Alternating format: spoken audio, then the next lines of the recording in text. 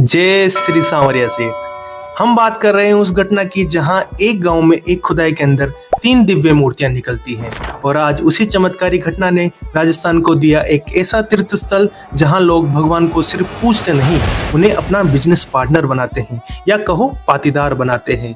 जी हाँ, हम बात कर रहे हैं सेठों के सेठ श्री सांवरिया सेठ के बारे में, जहाँ भक्त कहते हैं अपना सेठ की दुकान है, घाटो तो होवे ही कोनी। क्योंकि यहाँ विश्वास सिर्फ आरती और प्रसाद तक नहीं बल्कि हर सौदे में श्री सांवरिया सेठ की भागीदारी मानी जाती है। तो चलिए इस वीडियो में हमारे साथ हम आपको एक ऐसी यात्रा पर लेकर चल रहे हैं जहाँ श्री सांवरिया सेठ मंदिर का अद्भुत इतिहास, मूर्तियां प्रकट होने की चमत्कारी कथा, दर्शन और मंदिर की व्यवस्था के साथ साथ आपको हम रहने, खाने और दान देने की संपूर्ण जानकारी देंगे और उसके साथ आपको कुछ जरूरी बातें बताएंगे जो हर भक्त का दिल का रिश्ता जोड़ती हैं श्री सांवरिया सेठ से। तो चलिए शुरू करते हैं कि मंडफिया नामक गांव में है। यहाँ हजारों भक्त रोज आते हैं और श्री गिरधर गोपाल के दर्शन पाते हैं। सबसे पहले हम यहाँ का इतिहास जान लेते हैं कि इस मेवाड़ की धरा पे भगवान खुद कैसे विराजमान हुए। ये कहानी शुरू होती है 15वीं सदी से, जब संत श्री दयाराम जी नाम के एक संत थे। उनकी एक जमात थी, जमात यानी साधु संतों का छोटा सा समूह। वो भारत के कोने कोने में भटक रहे थे और भक्ति का संदेश दे रहे थे। उनके पास 4 दिव्य मूर्तियां थी जो उन्होंने अपनी बैलगाड़ी पे रखी हुई थी। जहां भी जाते वहां भजन कीर्तन करते और कथा बांधते, भक्ति का एक अलौकिक माहौल बना देते थे। जब ये जमात मेवाड़ की धरती पर पहुंची तो इसकी खबर मीराबाई तक भी पहुंची। मीराबाई वही जिनकी आत्मा में श्री कृष्ण बसते थे और वह भी इस जमात से जुड़ गई। हर रोज इन दिव्य मूर्तियों के सामने मीराबाई और सभी साधु संत भजन करते, नृत्य करते और इनकी अलौकिक कथाओं को सुनते। मीराबाई का मन इनमें से एक छोटी मूर्ति पर ऐसा रमा कि वह उसे अपनी आत्मा का स्वरूप मानने लगी। ये वही समय था जब देश में मुगलों का राज हुआ करता था। मंदिर तोड़े जा रहे थे, मूर्तियां खंडित की जा रही थी। इसलिए साधु संतों ने इन 4 मूर्तियों को छुपाकर यात्रा जारी रखी ताकि उनकी रक्षा हो सके। लेकिन समय बीतता गया, मीरा जी द्वारिका चली गई और संत दयाराम जी का भी निधन हो गया। परंतु संतों ने ये यात्रा जारी रखी और सेवा करते रहे उन्हीं मूर्तियों की, और बैलगाड़ी में वो मूर्तियां स्थापित रही। करीब 60 साल तक की जमात ऐसे ही चलती रही, ऐसे ही भक्ति के गीत गाती रही। फिर आया औरंगजेब का शासन और जैसे ही उन्हें इन मूर्तियों की भनक लगी तो उसने फरमान जारी कर रखा था कि जहां भी हिंदू मंदिर दिखे, मूर्तियां दिखे, तोड़ दो, मिटा दो। भय के उस काल में संतों ने एक निर्णय लिया। उन्होंने 4 मूर्तियों को चित्तौड़ के पास बागोड़ गांव के छापर में एक बरगद के पेड़ के नीचे धरती पे गाड़ दिया और फिर इतिहास की परतों में ये मूर्तियां हमेशा के लिए खो गई। लेकिन फिर आया साल 1840 और मंडफिया गांव के एक गाय चराने वाले व्यक्ति थे। उनका नाम था भोलाराम जी गुज्जर। वो बड़े ही सीधे साधे थे और श्री कृष्ण के भक्त थे। उन्हें रात में स्वप्न आता है, हे भोला कहीं सूतो हो, मैं जमीन में दबेड़ो हूँ, निकाल तो सही। भोलाराम जी इस सपने को जब गांव वालों को बताते हैं तो आसपास के सभी गांव वाले एकत्रित होते हैं। वो खुदाई शुरू होती है। जिस सपने में उन्हें जो जगह बताई गई थी वहां खुदाई शुरू होती है और फिर घटता है एक चमत्कार। 4 मूर्तियां प्रकट होती हैं। जैसे जैसे मिट्टी हटती जाती है वैसे वैसे आस्था की एक नई किरण फूटती जाती है। खुदाई के दौरान उनमें से एक मूर्ति खंडित हो जाती है। उसे श्रद्धा के साथ वहीं दफन कर दिया जाता है। अब बाकी बचती हैं 3 मूर्तियां, जिनमें से सबसे बड़ी मूर्ति को पास के ही गांव बादसोड़ा पर ले जाकर पधरा दिया जाता है और एक मूर्ति को उसी स्थान पर स्थापित कर दिया जाता है जहां से ये मूर्तियां प्रकट हुई थी। और एक छोटी मूर्ति होती है जिसे भोलाराम जी अपने हृदय से पहचान लेते हैं और उसे अपने घर पे ले आते हैं और अपने परांडे पे रख देते हैं। जो परांडा पानी पीने की जो जगह होती है जहाँ पर मटकियां रखी जाती हैं वहां पर रख देते हैं और फिर वहीं से सेवा पूजा उनकी शुरू कर देते हैं। धीरे धीरे गांव में चमत्कार होने लगते हैं, लोगों के कष्ट दूर होने लगते हैं, सेठ सभी की झोली भरने लगते हैं और यही भोलाराम जी गुज्जर का घर बन जाता है मंडफिया का प्रसिद्ध सांवरिया सेठ का मंदिर, जहाँ लाखों लोग आते हैं, करोड़ों का चढ़ावा चढ़ाते हैं। क्योंकि यहाँ लोग श्री सांवरिया सेठ को सिर्फ भगवान नहीं मानते, अपना सेठ मानते हैं। कहीं किसान, कारोबारी और व्यापारी सांवरिया सेठ को बाकायदा अपना बिजनेस पार्टनर बनाते हैं, हिस्सेदार बनाते हैं और जब मुनाफा होता है तो 1% ही नहीं बल्कि 30% का हिस्सा लेकर खुद चल कर आते हैं और अपने सेठ को उनका हक देते हैं। सांवरिया की महिमा से हर महीने मंदिर में चढ़ावे का आंकड़ा 30 से 40 करोड़ रुपए तक पहुंच जाता है। इसके अलावा 200 से 300 किलो चांदी और 10 से 20 किलो तक का सोना भक्त अपने सेठ को अर्पित करते हैं। कहते हैं कि यहाँ खाली हाथ आओ, पर सेठ किसी को यहाँ से खाली हाथ वापस नहीं भेजता। ऐसी माया है सांवरिया सेठ की। अब हम ये जान लेते हैं कि आप मंडपिया श्री सांवरिया सेठ के मंदिर तक कैसे पहुंच सकते हैं। रेलवे मार्ग से अगर आप यात्रा कर रहे हैं तो सबसे नजदीकी रेलवे स्टेशन चित्तौड़ जंक्शन है, जो मंदिर से लगभग 40 किलोमीटर की दूरी पर स्थित है। रेलवे स्टेशन के बाहर ही आपको ऑटो टैक्सी लोकल जिप्स मिल जाएगी, जो सीधे आपको मंडपिया मंदिर तक पहुंचा देती हैं। अगर आप बस से यात्रा कर रहे हैं तो चित्तौड़ बस स्टैंड से भी आपको मंदिर के लिए जीप मिल जाएगी। इसके अलावा उदयपुर और चित्तौड़ के बीच चलने वाली जो बसें हैं वो आपको मंडपिया चौराहे तक छोड़ देती हैं। मंडपिया चौराहे से मंदिर की दूरी करीबन 7 किलोमीटर है और यहाँ से आप ऑटो कर सकते हैं। जो शेयरिंग पे ऑटो होते हैं वो आपसे 20 रुपए लेते हैं और मंदिर तक आपको छोड़ देते हैं। ये ऑटो नियमित रूप से सुबह से शाम तक चलते रहते हैं। अगर आप निजी वाहन से यात्रा करना चाहते हैं तो मंडपिया मंदिर तक पहुंचने का रास्ता बहुत ही अच्छा है। NH हाईवे 27 बना हुआ है, तो उदयपुर से चित्तौड़ के बीच में जो हाईवे है उसका रूट बहुत ही अच्छा है। आपकी यात्रा सुगम होगी अगर आप निजी वाहन से यात्रा कर रहे हैं। मंदिर परिसर के पास पर्याप्त पार्किंग की सुविधा भी उपलब्ध है। उदयपुर से यहाँ की दूरी करीबन 70 किलोमीटर है और चित्तौड़ से ये दूरी 40 किलोमीटर है। वायु मार्ग से अगर आप यात्रा करना चाहते हैं तो नजदीकी जो हवाई अड्डा है वो है उदयपुर का महाराणा प्रताप एयरपोर्ट, जो मंदिर से लगभग 60 किलोमीटर की दूरी पर स्थित है। एयरपोर्ट से टैक्सी या कैब के माध्यम से आप आसानी से मंडपिया तक पहुंच सकते हैं। दोस्तों, अब हम जान लेते हैं सांवरिया सेठ मंदिर के भव्य परिसर के बारे में। सांवरिया सेठ जी का मंदिर सिर्फ एक धार्मिक स्थल नहीं बल्कि आस्था का एक भव्य तीर्थ स्थल बन चुका है। इस मंदिर का अधिग्रहण राजस्थान सरकार द्वारा 1991 में किया गया था, जिसके बाद एक ट्रस्ट बनाया गया और आज वही ट्रस्ट मंदिर की संपूर्ण व्यवस्था को संभालता है। पहले मंदिर के आसपास घर और बस्तियां हुआ करती थी, लेकिन श्रद्धालुओं की बढ़ती हुई संख्या को देखते हुए उन्हें सम्मान पूर्वक स्थानांतरित कर दिया गया और मंदिर परिसर का विस्तार किया गया ताकि भक्तों को कोई असुविधा ना हो।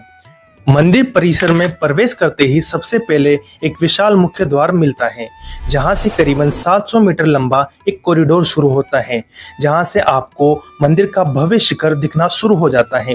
कॉरिडोर के एक ओर मंदिर ट्रस्ट द्वारा संचालित भोजनालय और धर्मशालाएं हैं, जहां ठहरने की व्यवस्था मात्र 50 रुपए से शुरू होती है और भोजन की व्यवस्था मात्र 60 रुपए से। साथ ही एक अलग गली मिलती है जिसमें रंग बिरंगा बाजार सजा है, जो हमेशा मेले जैसा माहौल बनाए रखता है। आगे एक एंट्री गेट आता है, जहां सुरक्षा की दृष्टि से कहीं गार्ड तैनात रहते हैं। यहाँ जूते, चप्पल, बैग आदि ले जाना मना है, जिन्हें आप पास की ही धर्मशालाओं में जो निःशुल्क लॉकर बने हुए हैं उनमें आप जमा करवा सकते हैं। एंट्री गेट के बाद मंदिर में एक बहुत बड़ा परिसर शुरू होता है। इस गेट के बाद शुरू होती है एक रेलिंग वाली पगडंडियां, जो करीबन 700 से 800 मीटर लंबी है। यह रास्ता भक्तों को धीरे धीरे मंदिर के गर्भगृह तक ले जाता है। यहाँ भीड़ हमेशा रहती है, लेकिन बीच बीच में कूलर और पीने के पानी के साथ CCTV की व्यवस्था की गई है, जो सचमुच सराहनीय है। गर्भगृह में आप जैसे ही प्रवेश करते हैं एक अद्भुत शांति और सुकून का अनुभव होता है।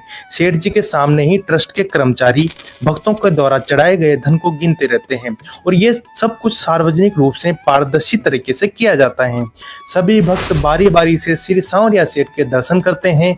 उनकी मनोहर छवि ऐसी है जो हृदय को स्पर्श कर जाती है और एक झलक मानो हर दुख हर लेगी ऐसा प्रतीत होता है। उनका ये मनमोहक रूप आपको भी जरूर मंत्रमुग्ध कर देगा।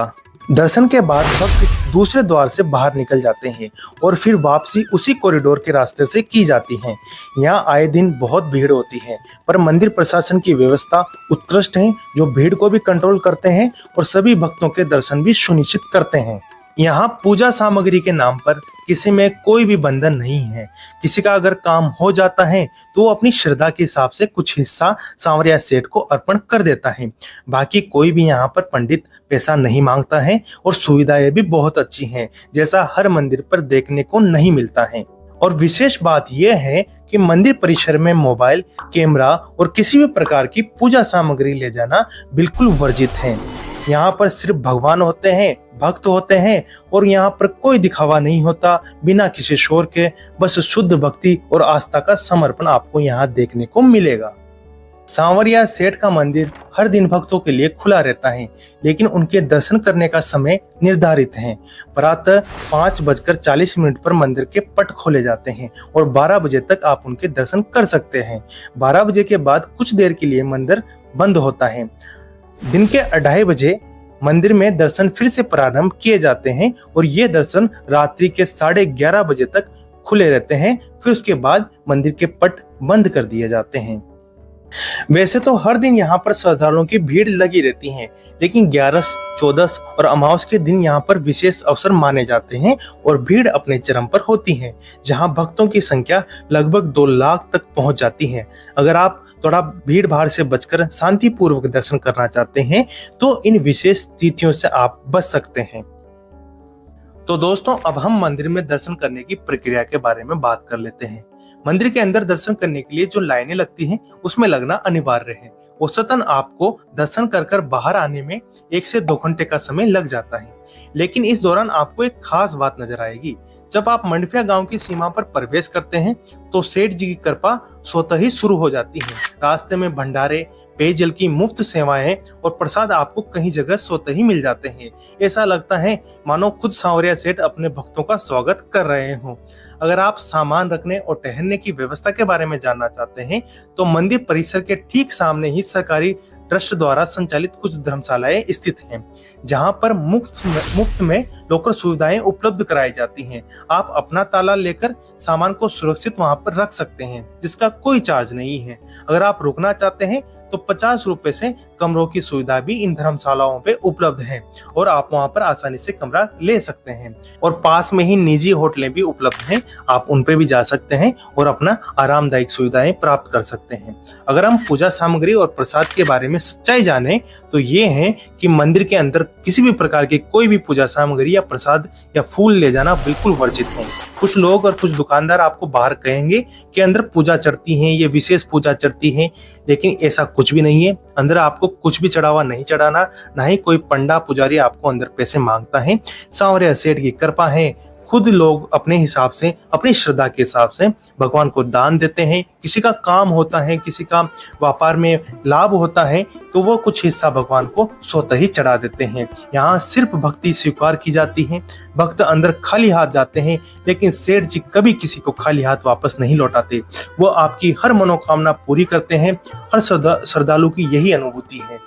अगर हम खाने की व्यवस्था के बारे में बात करें तो मंदिर परिसर के चारों ओर कई छोटे छोटे भोजनालय और दुकानें उपलब्ध हैं। आप वहां पर खाना खा सकते हैं, लेकिन खास बात यह है कि सरकारी जो यहाँ की रसोइयाँ हैं या ट्रस्ट की जो रसोइयाँ हैं, जो कॉरिडोर के बिल्कुल किनारे स्थित हैं, वहाँ मात्र 60 रुपए पे स्वादिष्ट भोजन और भरपेट भोजन मिलता है। 12 साल के बच्चे के लिए ये शुल्क 30 रुपए है। हमने भोजन खुद भी खाया है। न केवल स्वादिष्ट था बल्कि बिल्कुल घर जैसा और संतोषजनक भोजन था। साफ सफाई का भी यहाँ विशेष ध्यान रखा जाता है और आज के दौर पे ये ही विशेष बात है कि साफ सफाई अच्छे से रखी जाती है।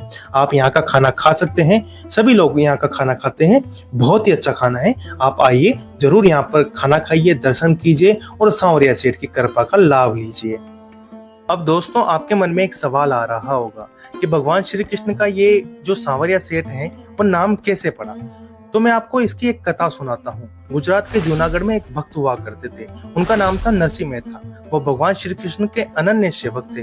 नरसिंह जी आंखों से अंधे थे पर श्री कृष्ण की भक्ति में हमेशा डूबे रहते थे। भगवान की भक्ति करते थे और भगवान के गीत गाते थे, भजन गाते थे और साधु संतों की टोली में हमेशा रहा करते थे। उनका एक पुत्र था जो बचपन में ही मर गया था और उनकी एक पुत्री थी, उनका नाम था नानी बाई। नानी बाई का विवाह उन्होंने करवा दिया था। अब नानी बाई की एक पुत्री होती है, उसके विवाह का समय आता है। जैसे हर बेटी के भात भरने के लिए मामा आता है, मायरा या भात कहिए, उसको भरने के लिए मामा आता है, तो नानी बाई अपने पिता नरसिंह जी को बुलाती हैं और कहती हैं कि आप भी मेरी बेटी का भात भरने के लिए आओ। नरसिंह जी के पास भात भरने के लिए वैसे कुछ नहीं था, वो बेहद निर्धन थे, बस भगवान की भक्ति का खजाना था उनके पास। परिवार और समाज में नानी बाई और नरसिंह जी का बहुत मजाक बनता है और ताने दिए जाते हैं। बिना मायरा के कैसी शादी, कैसी बेटी है, कैसे पिता है ये जो बेटी की इज्जत ना रख सकते हैं। उस समय जो गुजरात और राजस्थान का एरिया था, आज भी भात भरना एक बड़ी रस्म माना जाता है। नरसिंह जी के पास धन नहीं था, भगवान की भक्ति का खजाना भरपूर था। वे कहते हैं कि हमें क्या चिंता करनी, हमारी चिंता करने के लिए भगवान बेटा है ना।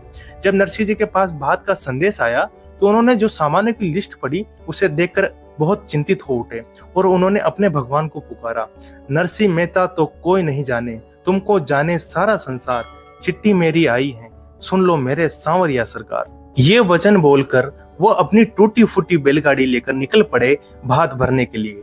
कहते हैं श्री कृष्ण को उस रात चैन नहीं आया। जब उन्होंने देखा कि ताने सुनकर नानीबाई आत्महत्या की सोच रही हैं, तो भगवान भक्त की लाज रखने के लिए श्री कृष्ण द्वारिका से सारी रानियों और सेवकों के साथ रथ को सजाते हैं और स्वयं सांवरिया सेठ बनकर निकलते हैं और जूनागढ़ पहुंच जाते हैं और कहते हैं कि मैं नरसिंह का बेटा हूं, मेरा नाम सांवरिया है और मैं नानी का भाई हूं और मैं मायरा भरने आया हूं। और फिर जो माहिरा भगवान श्री सांवरिया सेठ ने भरा, वो इतिहास में ना तो कभी किसी ने भरा है ना भर सकेगा। सवा पहर तक यानी लगातार 12 घंटे तक सोने की मुद्राएं, कीमती वस्त्र, आभूषण सब कुछ बरसते रहे। ऐसा मायरा न तो भूतो न भविष्यते, ऐसा मायरा किसी ने ना तो भरा है ना कोई भर सकता है। इसीलिए भक्त सांवरिया सेठ के सामने सिर्फ मन्नतें नहीं मांगते, यहाँ सौदे भी होते हैं, लेकिन ये सौदे स्वार्थ के नहीं, श्रद्धा के होते हैं। भगवान को यहाँ पर लोग अपना बिजनेस पार्टनर बना लेते हैं। जो भी वो कार्य करते हैं या व्यापार करते हैं, किसानी खेती करते हैं, अपना पाटीदार भगवान को बना लेते हैं और सांवरिया सेठ से कहते हैं, हे सांवरिया तुम्हारो पार्टनर है, फायदो हो तो थाको, नुकसान हो तो थाको। शायद ऐसी बातें दुनिया में कहीं देखने को नहीं मिलती। ये कहकर किसान, दुकानदार, व्यापारी सब कुछ भगवान को अपने लाभ और हानि का भागीदार बना लेते हैं। इस इलाके में अफीम, मूंगफली और लहसुन की खेती बहुत होती है। लोग सांवरिया सेठ को पाटीदार बना लेते हैं और जब सांवरिया सेठ की कृपा और लोगों की मेहनत रंग लाती है, किसी भी कार्य में वो जो व्यापार करते हैं या खेती करते हैं, उसमें जो मुनाफा होता है तो उसका एक हिस्सा सीधा सांवरिया सेठ के चरणों में भक्त अर्पित करते हैं। धीरे धीरे यही श्रद्धा समृद्धि में बदलने लगी है। यहाँ पहले बुनियादी सुविधाएं भी नहीं हुआ करती थी।